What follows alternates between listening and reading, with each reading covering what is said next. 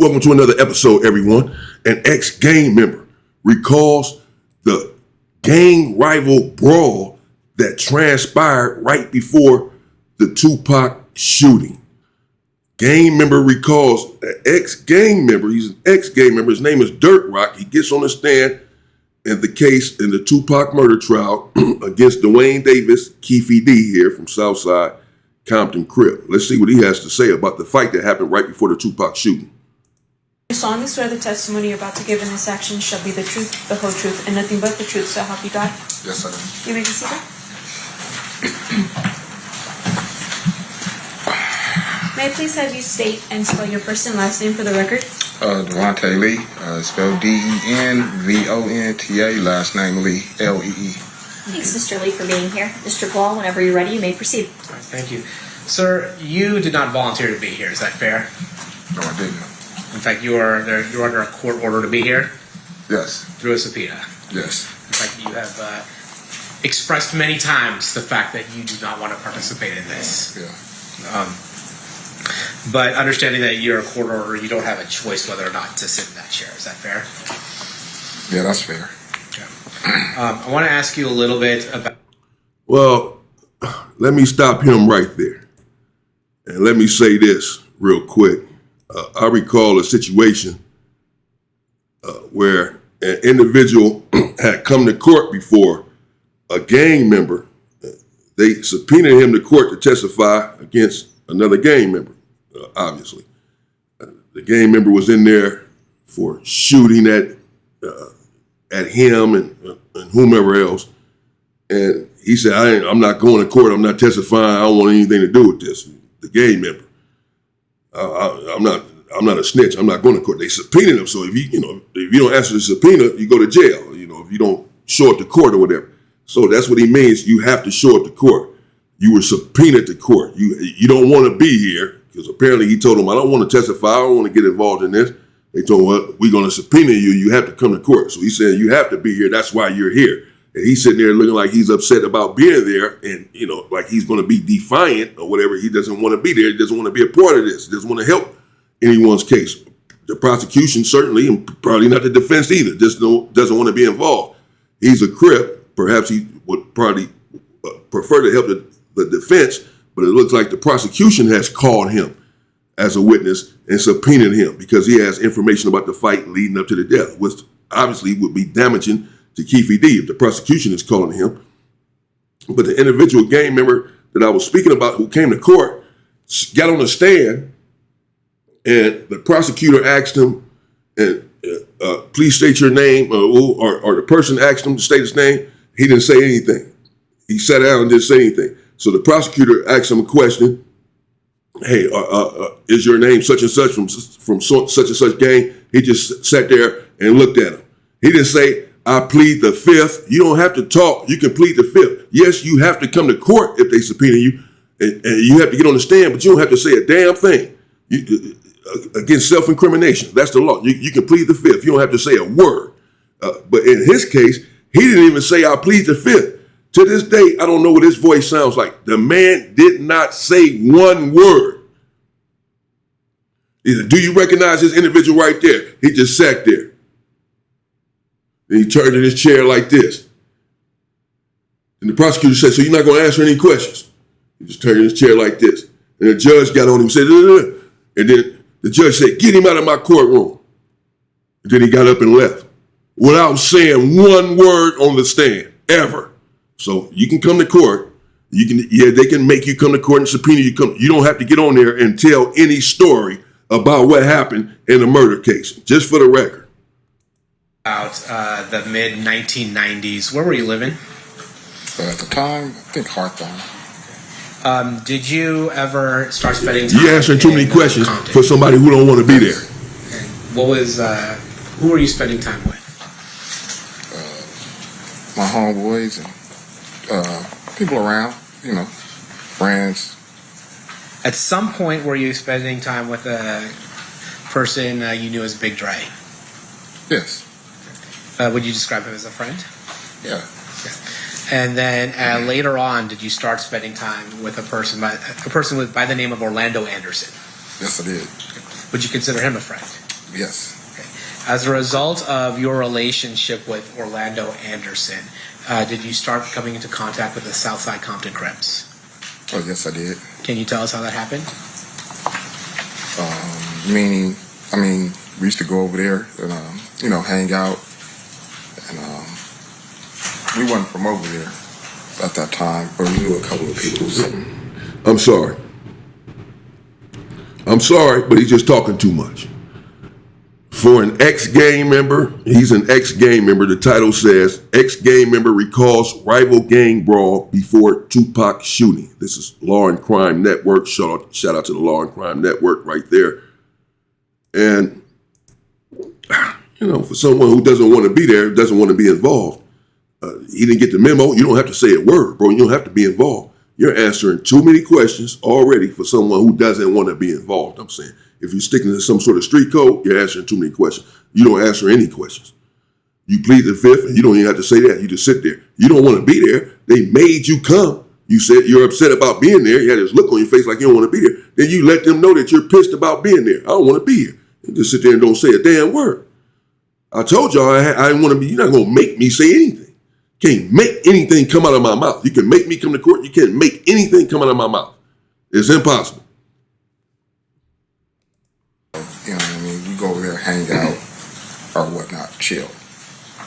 And then, is it fair to say at some point that you were given a option of joining Southside Crips or facing a different kind of repercussion? Yeah, it was. I would say it was an option, like either or, basically. And can you tell us what the either or was? Well, at the time, it was either we're going to join, or you just can't come around no more. And did you ultimately join? Yeah, I did. And how does that work? How did you join? Or you get put on, meaning have a fight or whatever. Now, things of that nature. Is it always this fight? Is it always a one-on-one, or sometimes is it multiple people on one? Sometimes it's not one-on-one. If you get lucky, you might get a fair one like. Now let me tell you, I'm not going to stop it anymore. I'm going to let them talk after this. I swear I'm not going to stop it anymore. I'm just going to let them talk. But when I was locked up, a reputable young homie of mine got crashed out on the yard and had to go to protective custody for getting on the stand, and the prosecutor was asking him about gangs and about how gangs work in LA and gang politics, specifically Hoover, basically. How does your gang work? How do you get put on a gang, this and that? And he told him, well, you get put, just the same thing he's doing right here. Well, you get put on, and when he got to the prison yard, it was over.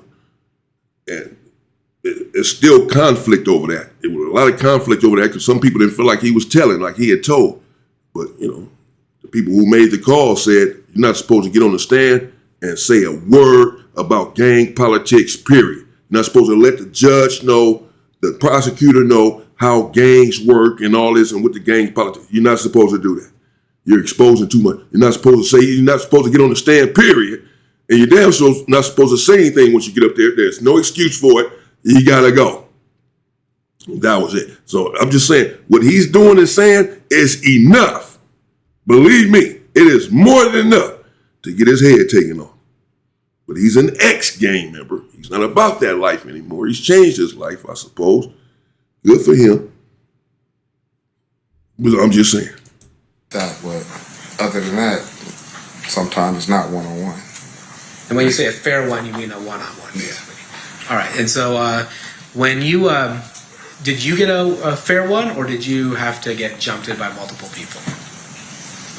Oh, I had a fair one. Yeah, it was not multiple people. And how'd that happen? How'd that come about? You getting a fair one? I don't understand the question. Well, did Mr. Anderson assist you in joining the Southside Crips? Oh, honestly, he didn't assist us on joining nothing. He just was there to make sure, because we're friends of his, to make sure basically that we had a fair, shake. we get a fair chance. Won't get dogged out, or not unless you got dogged out by that one, whoever he was fighting. So yeah, he was there to make sure that everything went pretty much as smooth as it can go. And so Orlando Anderson was basically looking out for you. Yeah, he was looking out for all of us. Yeah.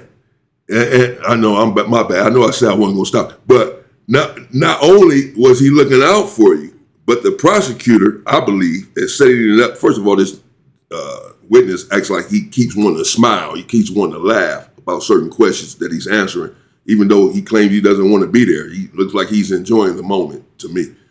But it seems like the prosecutor here, this is the prosecutor, one of the prosecutors. We've seen others. Dude that's always touching his beard and all that, the other prosecutor. So they have multiple prosecutors trying to take Dwayne Davis here, Keffe D, down for this case. But he's setting up something, perhaps. He's setting up at least that Orlando Anderson is a gang member, for one, from Southside, Compton Crip, and that he has some sort of status over there, even at that young age, for him to be over there to make sure that this individual doesn't get dogged out, as he said, doesn't get packed out, doesn't get done wrong, make sure he gets a fair one. This is someone who has rank in his hood. The prosecutor perhaps is setting that up for a reason. And this dude is just answering the questions, not seeing the setup. That's why you're not supposed to be answering any damn questions. Now, are you familiar with a person that went by the moniker Keffe D? Yes. And who was he in the Southside Crips in the mid-90s? He was a hustler. He was known for hustling. That's what he was known. What I knew from him is he was a hustler. He, grew up around there. That's basically what he was. Yeah. Okay. And when you say he was a hustler, for those of us who don't understand what that means, what does that mean? Is he getting money? Is he doing other things? He's getting money, yeah. He's getting money. That's what it is. And how is he getting on money? A higher level? On a higher level. So he's not just getting. There are some people who are let's say hustling that get money on maybe a lower level. Look at him. You want to smile, bro. Look at him. Watch him. Safe to say, he was on a bigger level. He was on a bigger level. And when we're talking about getting money. Watch, he want to smile. This dude want to laugh so bad. Bro, what are you doing? This is nuts. The prosecutor, so you're sitting in court as an ex-gang member on the stand, on camera, in a huge murder trial with the most famous rapper who was unalive, talking about the defendant and what he was back in the days, that he was a head honcho, a hustler, but he was getting money on a higher level. Of course, the prosecutor is steady trying to coax out of him exactly what that means. Of course, the prosecutor knows what that means. He's a big-time drug dealer.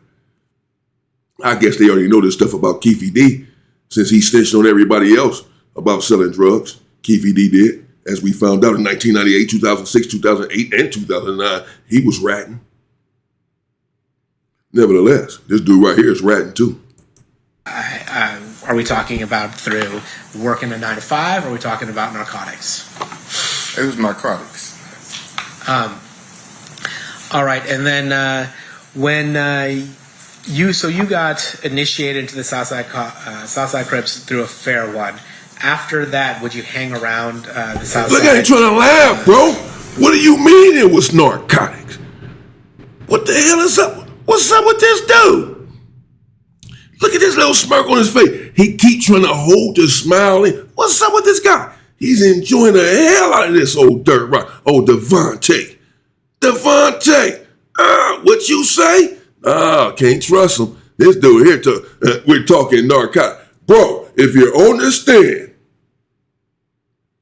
talking about someone used to be a big-time hustling drug dealer on a higher level or any level, you're snitching. I don't give a damn if you're talking about he did it 50 years ago. That's none of your business. That's none of the prosecutor's business. That's none of the judge's business. That's not the jury's business. You're in trial talking about this man's a big-time drug dealer. You don't think that's painting a certain picture of him? That he's, capable of doing what he's accused of here? And you from Southside. He from Southside. He went on and got put on Southside. He from Southside. Compton Crip. This Keffe D little homie. Area a lot? No, yeah, of course. And is it sometimes referred to as the neighborhood? You said it was. The neighborhood is like. Yeah, I mean that's where we're from. That's where we're going to be. Okay. And you had said we talked about Orlando Anderson. Did he have any relation to the Keffe D? Did Orlando? Yeah. Yeah, that was his nephew. Okay. Orlando was Keffe's nephew. Okay. Yeah. And being a Davis or being part of that family in Southside, was that a big deal? I wouldn't say it was a big deal. I mean, because there's a lot of families in our neighborhood, but they were pretty, prominent family, And then, did the day you got initiated, did DeAndre also get initiated? Yes. And are you familiar with somebody by the name of Terrence Brown? Yes. Was he older than you, or was he your age? Yeah, he was older than me. So, yeah, he was older than me. So I assume he was in before you were in. No, yeah, way longer. Yeah, before, yeah. He's more of a you were kind of in the group that Big Dre, Orlando, that age group. That was that. Yeah, that's that era. Yeah, that was. Yeah. And then Terrence Brown was, I'd say, would it be fair to say Terrence Brown was part of an older group along with Mr. Davis? Yes. During that time, did the Southside have any rival gangs in Compton? We had a lot of rival gangs in Compton. Yeah. It's a lot, Understood. Was Mob Piru one of those rival gangs? Yes. And Looters Park Piru also? Yes. In the mid-90s specifically, like 1995, 1996, was there a war going on between Southside and Mob Piru? Yes. I'm going to focus your attention to around 1995. In 1995, were you aware whether or not Mob Piru was associating with a music label? Yes, I did. Yeah. And what music label was that? Death Row Records. And were you familiar with somebody by the name of, or went by the name of Suge Knight? Yes. And would you say that he associated with Mob Piru? Yes. Okay. Were you familiar with somebody by the name of Tupac Shakur? Yeah. And would he also associate with Suge Knight, Death Row, and Mob Piru? Yes. Now, with regards to Southside, were you guys hanging out with another record label? I mean, we have hung out with another record label. Yeah. Yeah. And what record label was that? It was Bad Boy. And Bad Boy, is that the record label that was being run by Sean Puffy Combs? Correct. And when you say you would associate with them, what would you go to concerts? Would you just hang out? What would be the nature of the connection that you saw between Southside and Bad Boy? I mean, we went to a couple of like concerts. I've seen them before. That concerts or they came to our neighborhood before. And that's it. And when you would go to concerts, who would organize you going to that concert?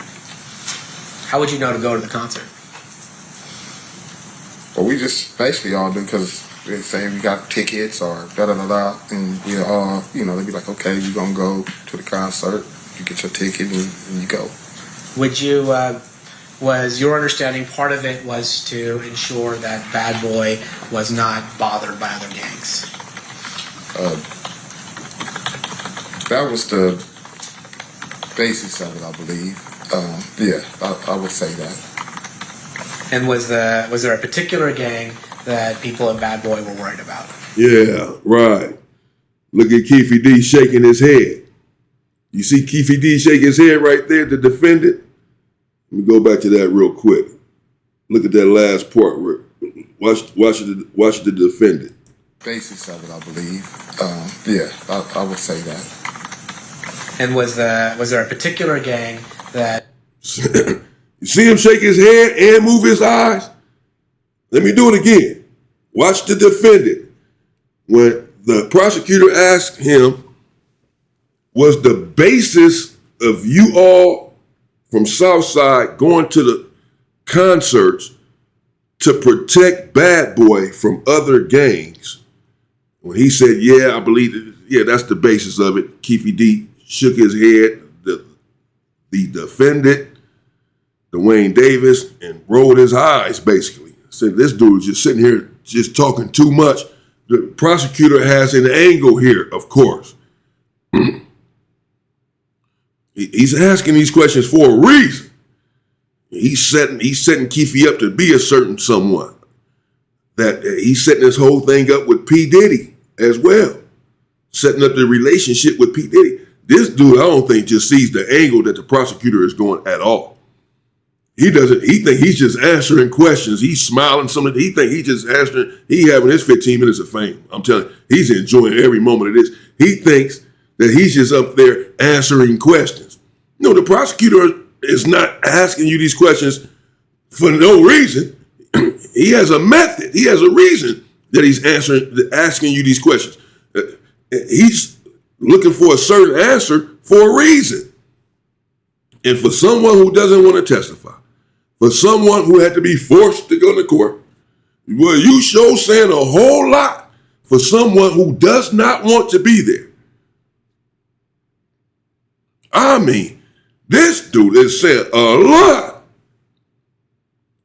Yeah. You know, if you're not from the street, I get it. He's not saying too much for you. But for the individuals that are from the street, the street code, he said way too much. Now, he's not from the street anymore either. Apparently, he's an ex-gang member. But nevertheless, depending on how he left the game, he still has a certain code, just as a man, a moral code that he lives by. But he divested himself of that the moment he even answered the question of what his name was. Again, he's supposed to get on the stand and not say a word, not even did I plead the fifth. Just get up there and look at him. You don't want to be there. Talking about they force you to be there. They can't force you to be a witness. They can't force you to put someone in prison for the rest of their life. They can't force you to snitch. You talking about everything. You don't seem like a hostile witness to me. You don't seem like a hostile witness. Someone who doesn't want to be there, so I'm not here to help you. You're answering every question. You didn't say not one time, I'm not going to answer that. I can't answer that. Or I don't know. That was 40 years ago. I don't know.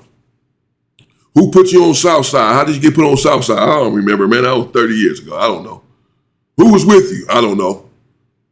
Instead, you answering every question, naming every name.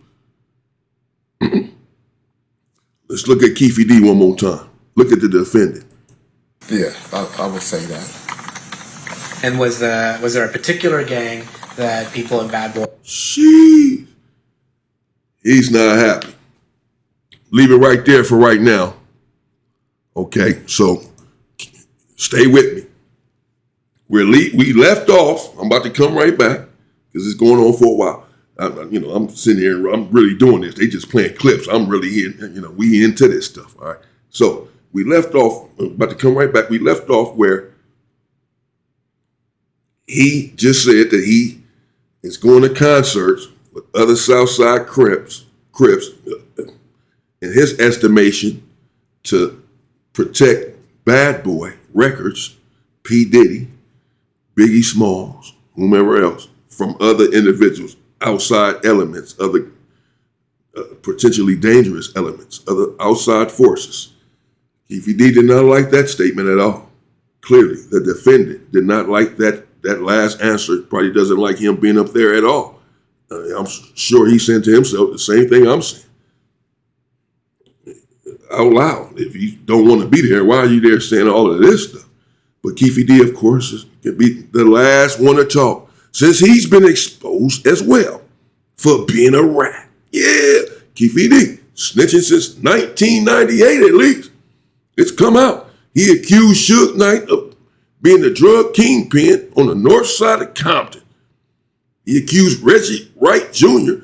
of killing Biggie Smalls and the Mob Pirus, and of also having a piece of Compton sold up with the drug trade. He snitched on Fats, Wayne Day, Zip, Trayvon Lane, Kerry Woods, Mob James, Buntry. Keffe D been snitching on people since 1990 with the feds.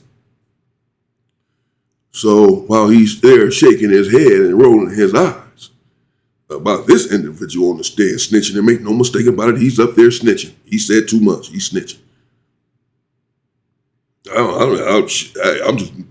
I just said what I said, man. We can see it for ourselves. Don't be mad at me, Dirt Rock. Don't come for me, Devontae. Shit. But Keffe D, we can eat. Bro, you a rat too. You've been exposed for snitching since 1998, at least, with the feds. I'll be right back. We'll stay on top of it. We'll go to part 2 on this. We're going to cover this dude's whole testimony here, old Dirt Rock, who's getting a kick out of this, who's sitting here smiling, as we can see, just loving his moment. That's what I'm getting. That's what I gather. I could be wrong, but I think he's enjoying every moment of this. Perhaps he has something against Keffe D. They're from the same hood. Keffe D was, the main dude over there. Maybe he had him slapped up a couple times. This is his get back. Because he doesn't look like someone who is reluctant to be there and to give up any information, to divulge any information. He's doing that freely.